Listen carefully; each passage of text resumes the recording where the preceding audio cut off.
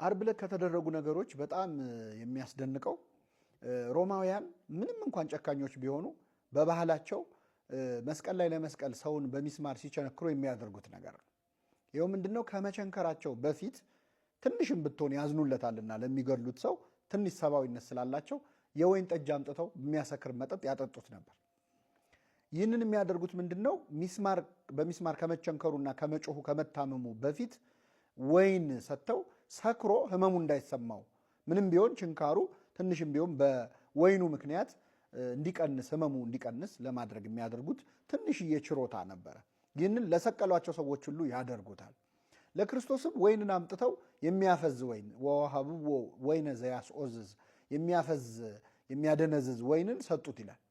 በጣም የሚገርመው መድኃኒታችን ኢየሱስ ክርስቶስ ተጠማሁ እንዳላለ በጥም እንዳልደረቀ እና እንዳልተቸገረ ሁሉ ወይን አምጥተው ሲያጠጡት ግን ወዲያውኑ ተፋው ይላል።